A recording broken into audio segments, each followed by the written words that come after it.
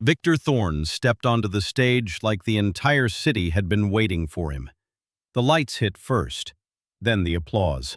Then the giant LED wall exploded in black, silver, and electric blue, blasting the Thorne Quantum logo across the glass-wrapped hall like a royal crest burned into the Manhattan skyline. Below it, one number glowed immortal. 8. 2 billion. Investors straightened. Reporters raised phones. Executives smiled with that hungry, expensive polish. Victor paused in the center, letting silence stretch just long enough to feel powerful. Midnight suit, perfect cuff, perfect smile. The kind of face that sold lies to investors and fear to everyone who worked for him. He leaned into the mic. "Tonight," he said, voice rich with practiced command, "we're not celebrating the next phase of Thorne Quantum. We're announcing the future of intelligence itself." The room erupted. What he didn't know was that 10 feet behind the stage lights, Sienna Vale rested one hand on a slim black laptop and watched the countdown drop from 180 to 179. Her face showed nothing, no smile, no anger, no nerves, just stillness. In exactly 3 minutes, his empire would be gone. But before I tell you how a quiet assistant destroyed a billionaire tech king in the most elegant legal takedown Manhattan had ever seen, welcome to Silent Reckoning Stories, where arrogance meets consequence, power gets audited, and the quiet ones always hit last. If you love ruthless corporate downfalls, cold revenge, and watching rich people learn that silence is not weakness, smash subscribe right now, turn on notifications, and stay until the end, because this one was surgical. 3 weeks earlier, Sienna Vale moved through Victor Thorne's world like she had been designed not to disturb it. 34. Always in black, always composed. Dark hair tied low, voice soft, presence so quiet people forgot she was there. To the world inside Thorne Quantum, she was just the personal assistant. Calendars, travel, board packets, damage control. The real version lived deeper, inside code repositories, governance documents, and legal structures Victor had signed without reading years ago. Thorne Quantum occupied the top 21 floors of a smoked glass tower overlooking Manhattan. Black marble, museum silence, the faint scent of espresso, leather, and money. A building built to remind everyone that power lived here. Victor loved it. He loved the way conversations died when his shoes echoed down the hall. Loved the flinch before forced laughter. Loved making people feel small. And in his mind, Sienna was part of the furniture. Useful, efficient, invisible. "Where's the revised deck?" he'd snap without looking up. "In your inbox," she'd reply calmly. Every chart perfected, every risk sharpened, every line polished, so he sounded smarter than he was. By noon, he was humiliating her in meetings. "That's what we keep you for." The men around the table would laugh, the safe, obedient laugh of powerful men who choose to join cruelty rather than question it. At night, in his glass penthouse 30 floors above, Victor hosted the elite. Whiskey, skyline views worth millions, investors who called themselves visionaries. And still, he found ways to remind her, "Fetch my coffee. Stay invisible. You're just the help, Sienna." She took the cup every time. No argument, no flinch. She simply cataloged it all. Because while Victor performed power, Sienna had spent 8 years building the real thing in silence. She had architected the core adaptive intelligence layer that made the company worth billions. She had written the foundational code investors called revolutionary. She had designed the hidden governance triggers Victor signed when the company was small and desperate. He thought he was the king. She held the mortgage. The final betrayal came on a stormy Thursday in the glass boardroom. Victor stood at the front, remote in hand, presenting the biggest breakthrough in the company's history. A predictive AI framework worth a fortune in defense and finance. Work she had built alone at 2 a.m. for years. He took every credit, every phrase, every idea. The board applauded. Then, almost as an afterthought, he turned to her. Sienna's position is being eliminated. 1 month severance, which is more than generous. He smiled, that poisonous smile. Good luck paying rent in this city without me. The room went ugly silent. Sienna closed her laptop with a soft click, removed her badge, placed it on the table, and walked out without a word.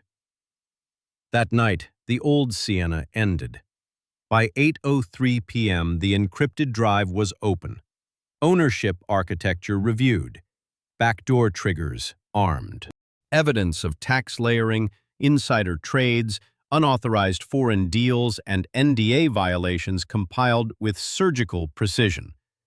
No rage, no monologue, just cold, flawless execution.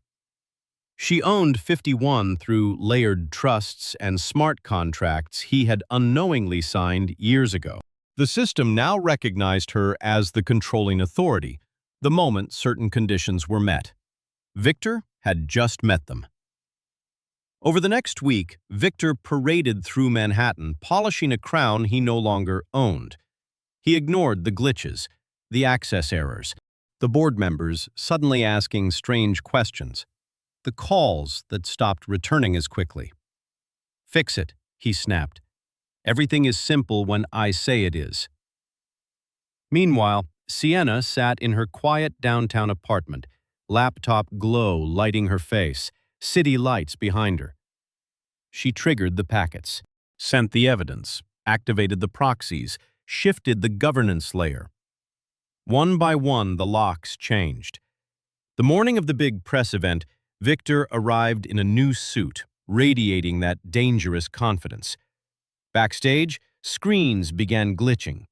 His CTO whispered about permission issues. Victor straightened his cuff. "Then fix them. No one touches my company without my approval."